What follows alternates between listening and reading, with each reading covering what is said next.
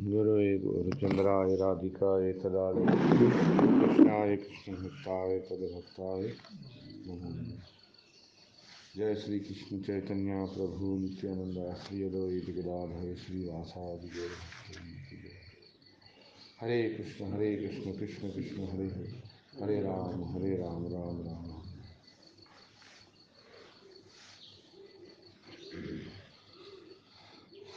श्री गोधर्म कल्पत्री पर हम प्रातःकाल की सत्संग में चर्चा कर रहे हैं। अब इसके तीसरा वृक्ष चल रहा है गोधर्म कल्पत्री का।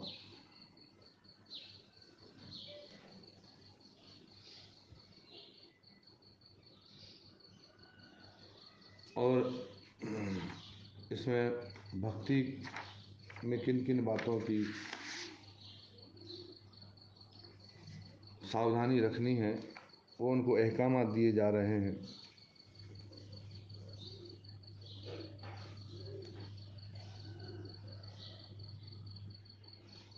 तो समझा रहे हैं कि जो प्रचारक भक्त हैं, जो कृष्ण भावनामृत का प्रचार कर रहे हैं, लाइव नहीं चला, तो उन सबको किन किन बातों की सावधानी रखनी चाहिए।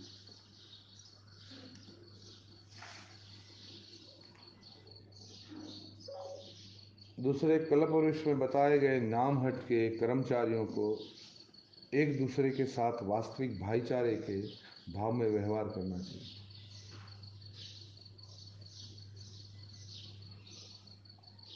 भाईचारे का मतलब क्या है? भाईचारे का मतलब क्या है?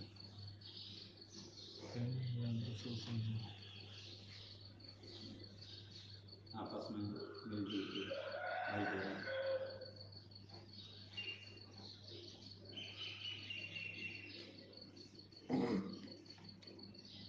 जैसे भाइयों के लिए ये लक्षण है कि भाई दो भाई हैं ना आपस में, वो मतलब एक भाई अपने भाई का नुकसान नहीं होने देगा, दूसरे भाई का किसी को हमला किया तो फिर भी उससे भी उसको बचाएगा, उसके लिए लड़ेगा भी। भाई क्या है, तुम बीच में क्यों आए? बोले भाई मेरा भाई, तुमने इसको क्यों लिया? भाई वो मेरा भाई था। इसको साथ तुमने क्यों लिया? भाई ये मेरा भाई है। तो भाईचारे का मतलब है आपस में जो भी भक्त हैं वो एक दूसरे को क्या समझे अपना भाई। इसलिए तो मैं आप लोगों को बोलता हूँ भाई।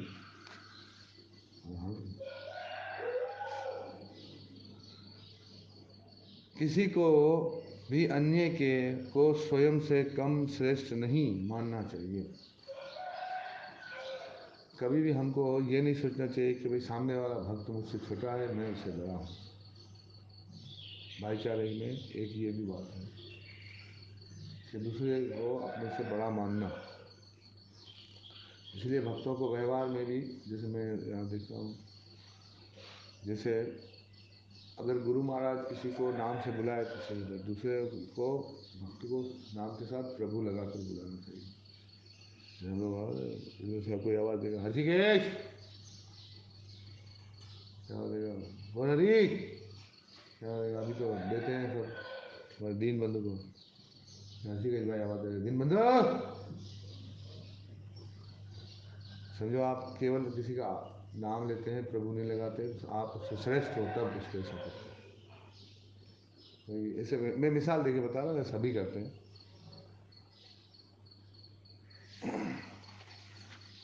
तो ऐसे ही राम भाई आप भी सुन रहे हैं? हाँ सुने जी। हाँ, जैसे हमारा रमाई प्रभु भी है, अक्सर सबको अधूरे गौररी, सबको नाम से बुलाते हैं। कभी कभी तो सबको भी प्रभु बनाते हैं। तो सब सावधानी से सबको एक दूसरे को अपने से क्या समझना है? श्रेष्ठ समझना है। तो प्रभु लगाने का मतलब ही ये है कि हम दूसरों को क्या समझते हैं? अपने से श्रेष्ठ समझते हैं। इसलिए हम उनके नाम के साथ क्या लगाते हैं? प्रभु। तो किसी को बुलाते हुए, मुखातिब करते हुए भी हमें सबको क्या करना चाहिए? सावधान रहना चाहिए।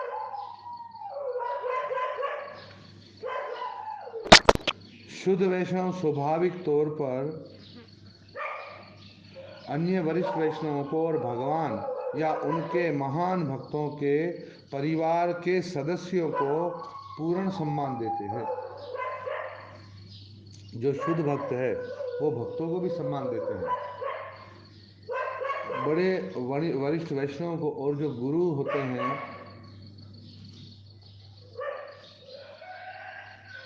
उन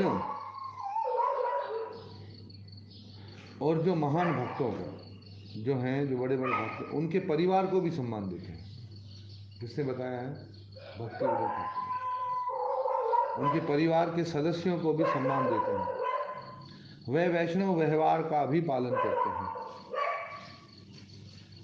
शुद्ध भक्तों का आदर करते हैं, अतिथियों का सम्मान करते हैं और अन्यों का सम्मान करते हैं जो कि उनके द्वारा भौतिक जीवन के त्याग के अनुरूप होता है। ऊपर बताए गए विचार के अलावा शुद्ध भक्त बड़े या छोटे के बारे में कोई अन्य अंतर नहीं करते, सावधानी पूर्वक इससे दूर रहते हैं। व्यवहार की बात हुई कि व्यवहार में सभी के साथ नाम लेने में, उच्चारण करने में हमें सबके साथ श्रेष्ठता का व्यवहार करना चाहिए।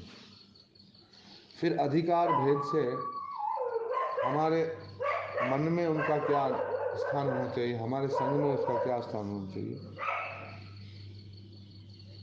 इधर से एक रहेंगे नहीं तो खुद ही भाग जाएंगे। हरे कृष्ण नाम कृष्ण कृष्ण हरे हरे हरे राम राम राम हरे हरे। श्रील भक्ति विनोद ठाकुर चेतावनी का एक शब्द सबके लिए बताते हैं। कोई भी जो उनके चरण चिन्हों का अनुसरण करता हुआ कृष्ण भावनामृत का प्रचार करता है, नाम हट का कर्मचारी है। अब भक्ति विनोद ठाकुर महाराज बताते हैं कि भाई जैसे मैं बता रहा हूँ ऐसे जो भी चलता है तो वो इस नाम हट का क्या है? कर्मचारी है। कर्मचारी का मतलब इसमें वो सेवाधारी है, हिस्सेदार है।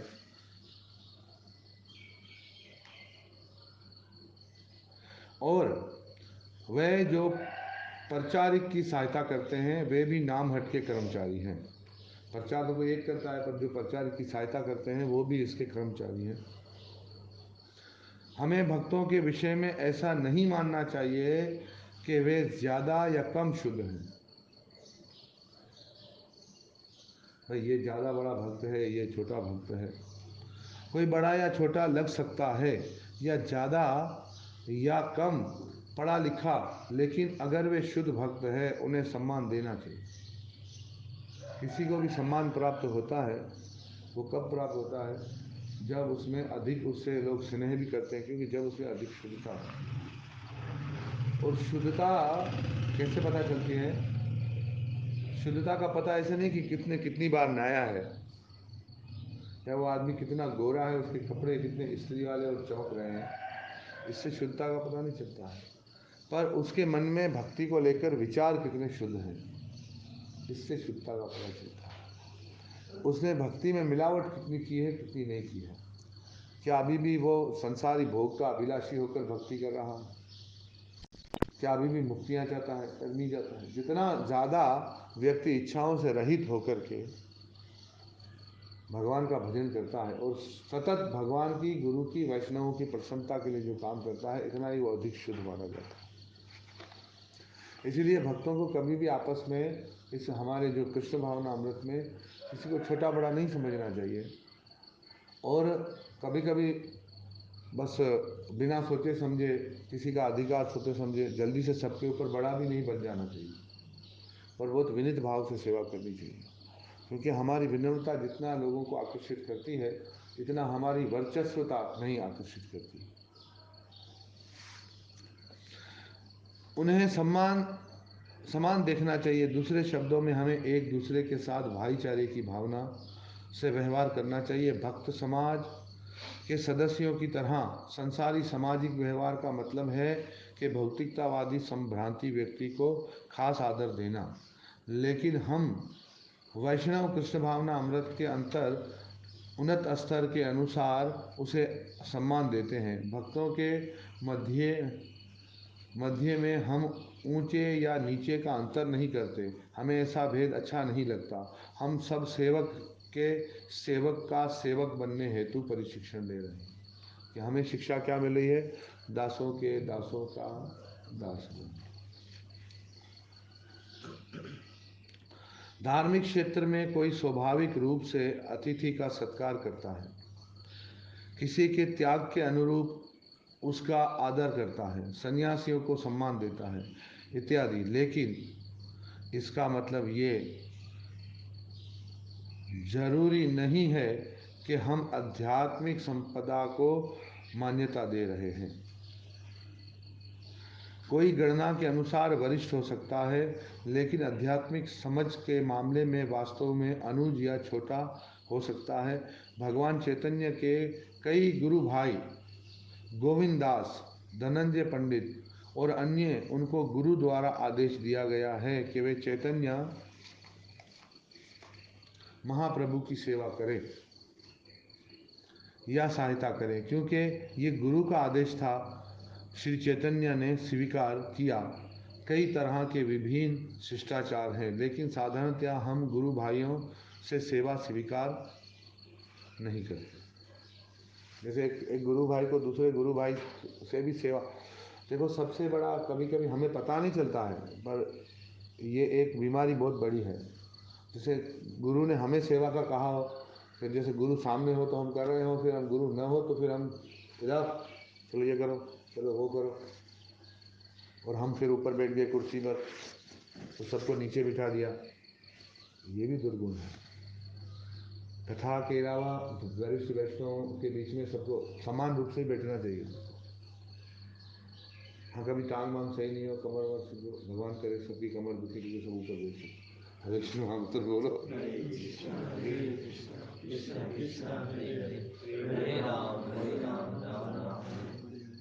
तो ये भी एक बात, कभी कभी हम समान रूप से गुरु के लिए ही काम कर रहे होते हैं, पर जब खाली गुरु भाई हमारे साथ होते हैं तब हम गुरु भी बन जाते हैं, तो पता नहीं होता है कि हम सही कर रहे हैं गलत कर रहे हैं।